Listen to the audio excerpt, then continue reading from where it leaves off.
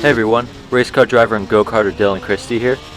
Today I'm making a video that's a bit different from all my other ones. I'd say a bit more interesting actually. I'm going to make a video that shows the difference between race cars and go-karts. That really brings out the difference in the handling between the two. I wasn't sure how to do this because it's hard to find a track where you find both cars and go-karts racing on them. Luckily a really cool driver named Kenny Ferrier from OVRP sent me this cool video of him racing a 750cc race car. Now I'm not sure exactly what this thing is, but it's a car on a kart track, so it's exactly what I need for this video. Real quick before we get started, make sure to follow my Instagrams. Also make sure to reach out to me if you have any questions, and if you have any cool onboard video, make sure to send it in because I'll put in a video just like this one. Alrighty, let's get started.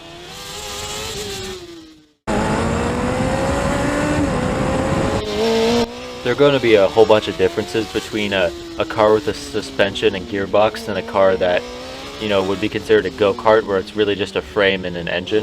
One of the biggest differences you notice right away is how much that Kenny has to roll on the throttle here. It's a lot of rolling onto the throttle in a patient manner. It will take a lot more patience to get that weight back to the rear of the car.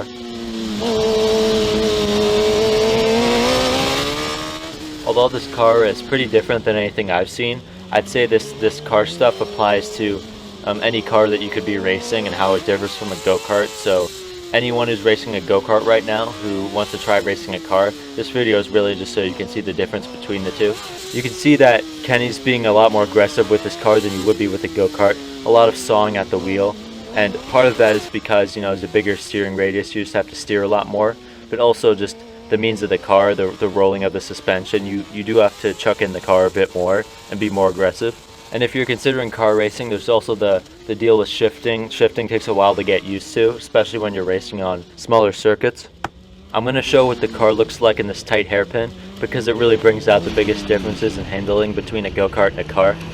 A car might be a bit more sluggish and you will have to turn the wheel a bit more, and that has to do with suspension. That's something to really keep in mind for those who want to make a transition to cars, is that it will be a bit more sluggish than a go-kart. That's something you have to adapt to, as well as have a sense of patience for.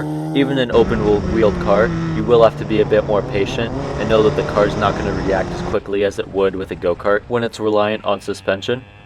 I'm going to play one full lap starting at turn 2 of both the race car and the go-kart going around Oakland Valley.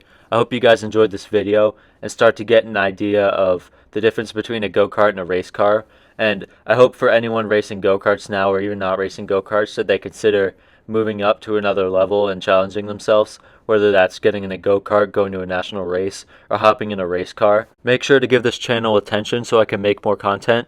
And without further ado, let's get into the lap.